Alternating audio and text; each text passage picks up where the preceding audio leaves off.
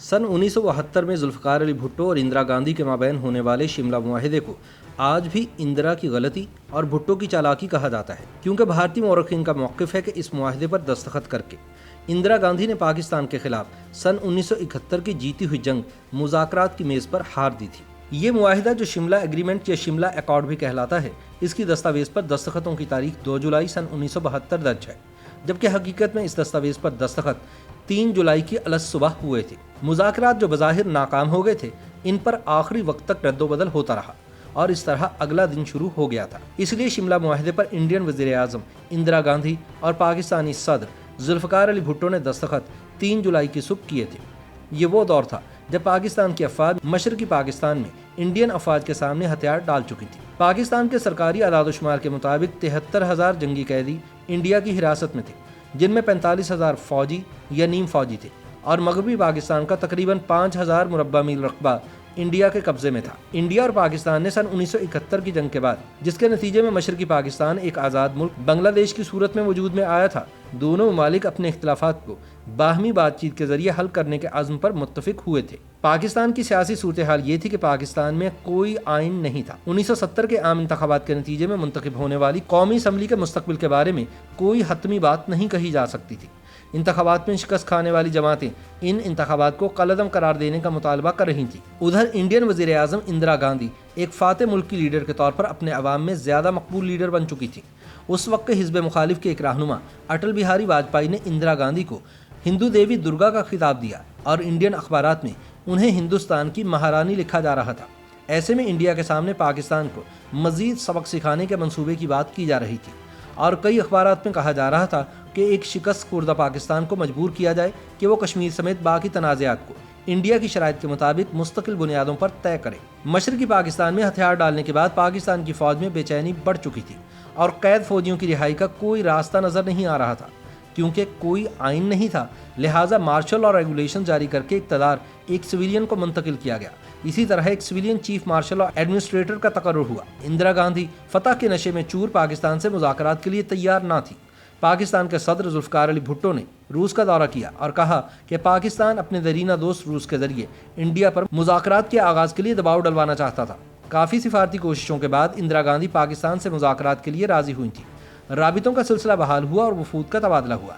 पाकिस्तान के सदर का इंडिया जाकर मुज़ाकरात करने का फैसला हुआ ताकि जो भी इब्तदाई सतह पर तय पा रहा था उसे एक बाकायदा मुआहिदे की शक्ल दी जा सके। भुट्टो और इंदिरा मुज़ाकरात के आगाज़ में इंडिया वाज़े तौर पर एक फातह मुल्क था, लेकिन इन्हीं मुज़ाकरात के दौरान वो मोड़ भी आया जब बकौल एक इंडियन सिफारतकार के फातह मुल्क माजरत खा नज़र आ रहा था। इंडियन मुज़ाकराती टीम के एक अहलकार KN बख्शी सन 2007 में दिए गए एक इंटरव्यू में कहते हैं कि बावजूद इसके कि पाकिस्तानी फ़ौज हथियार डाल चुकी थी, दुनिया की रायनामा इंडिया के साथ थी, तब भी हम ज़्यादा हासिल नहीं कर सके। हम अपनी फतह पर माजरत खा नज़र आ रहे थे। हम मुआहिदा करने की ख्वाहिश में पाकिस्तान के सामने झुके जा रहे थे।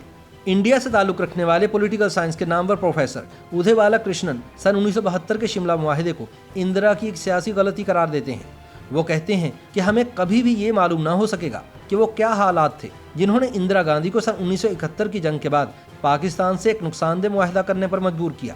शिमला मुआहिदा और उसके बाद होने वाले मुआहिदा दिल्ली ने वो सब कुछ दे दिया जो पाकिस्तान चाहता था। वो तमाम पाकिस्तानी इलाका जिस पर इंडियन फ़ौज ने कब्जा कर लिया था और पाकिस्तानी अफवाज में से किसी भी अफसर पर मौजूदा बांग्लादेश में नस्ल कुशी के जुर्म में मुकदमा चलाए बगैर उन सब की बाहिफाजत पाकिस्तान वापसी। डॉक्टर बालाकृष्णन लिखते हैं कि अगर कभी भी इंडिया के पाकिस्तान के साथ ताल्लुकात में कोई बर्तरी और इसके मौसर होने का नुक्ता नज़र आया तो ये वो लम्हा था जब इंडिया ने अपनी ताकत के बलबूते पर पाकिस्तान के 5,000 मुरब्बा मील के इलाके पर कब्जा किया हुआ था और इसकी फ़ौज का तकरीबन 1/4 हिस्सा जंगी कैदी बना लिया गया था। कृष्णन लिखते हैं कि यह हैरत अंगेज़ बात है कि इंडिया ने आसानी से दोनों को क्यों लौटा दिया। प्रिंसटन यूनिवर्सिटी के वुडरो विल्सन स्कूल के बैनुल-अक़वामी अमूर के प्रोफेसर गैरी जे बॉस ने इंटरनेशनल सिक्योरिटी नामी जरीदे में लिखा कि इंडिया के लिए पाकिस्तान के जंगी जराइम में वजीना तौर पर मुलव्विस फ़ौजियों के खिलाफ मुकदमा चलाने से कहीं ज़्यादा अहम मसला कश्मीर को मुस्तकिल बुनियादों पर हल करना था। फिर भी इंदिरा गांधी ने भुट्टो की पाकिस्तानी फ़ौज के बारे में तशवीश को बांग्लादेश को तस्लीम कराने के लिए चालाकी से इस्तेमाल करने की कोशिश की थी। उनके मुताबिक इंदिरा गांधी ने अपनी 12 जुलाई की प्रेस कॉन्फ्रेंस में मीडिया को बताया था कि उन्होंने भुट्टो से कहा था कि जहाँ तक जंग के कैदियों का ताल्लुक है, इस मामले में एक तीसरा मुल्क भी है जिसका इससे बहुत गहरा ताल्लुक है। یعنی بنگلہ دیش، اور وہ مسئلہ اس وقت تک حل نہیں ہو سکتا جب تک کہ وہ بھی ان مذاکرات میں شامل نہ ہو، یعنی جب تک پاکستان اسے تسلیم نہ کر لے۔ جب ان سے بھٹو کے بیان کے بارے میں پوچھا گیا کہ اگر انڈیا نے پاکستانی فوجیوں پر مقدمہ چلانے کے لیے انہیں بنگلہ دیش کے حوالے کیا تو شاید مستقبل میں انڈیا اور پاکستان کے درمیان بات چیت ہونا ناممکن ہو جائے۔ اندرا گاندھی نے بنگلہ دیش کے بارے میں کہا تھا کہ اس بارے میں ہم بہت کچھ نہیں کر سکتے کیونکہ پاکستانی فوج نے بنگلہ دیش میں مشترکہ کمان کے سامنے ہتھیار ڈالے تھے، لہٰذا بنگلہ دیش کی حکومت نے طے کرنا ہے کہ کیا ہونا چاہیے، اور اس کے علاوہ جنگی جرائم کے مقدمات کا انعقاد جنیوا کنونشن کے منافی تو نہیں۔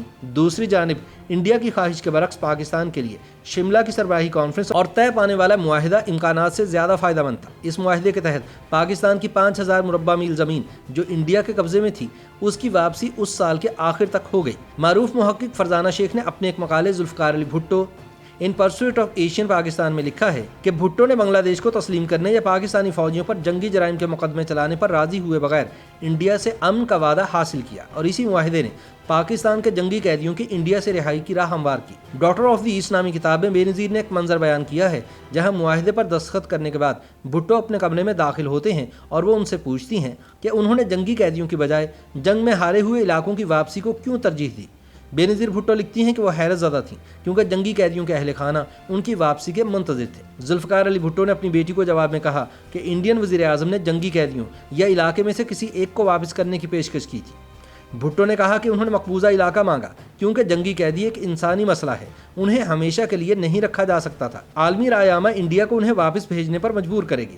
دوسری طرف علاقہ کوئی انسان دوست مسئلہ نہیں، اس کو ضم کیا جا سکتا ہے۔ بھٹو نے شملہ معاہدے میں اپنی کامیابی کے لیے جو بھی اقدامات کیے، تاریخ دانوں نے اس کو ان کی سفارتی ہنرمندی قرار دیا، جبکہ ان کے حمایتیوں نے اسے ان کی پاکستانی قوم پرستی کی ایک مثال قرار دیا۔ وہ مشرقی پاکستان میں فوجی شکست کو سفارتی میز پر اپنے ملک کے لیے ایک فتح کے طور پر بدلنا چاہتے تھے اور اپنے اس مقصد میں کامیاب رہے۔ تاہم دوسری جانب جب انڈیا کی لوک سبھا میں اندرا گاندھی پر حزب اختلاف کی جانب سے تنقید کرنے والوں نے یہ شکایت کی کہ وہ پاکستان کے ساتھ نرمی سے کیوں پیش آئیں، تو انہوں نے کہا تھا کہ اگر یورپی ممالک جرمنی کے ساتھ پہلی جنگ عظیم کے بعد ویسا سلوک کرتے جیسا کہ انڈیا نے پاکستان کے ساتھ شملہ معاہدے میں کیا تو ہٹلر پیدا نہ ہوتا اور نہ ہی دوسری عالمی جنگ ہوتی۔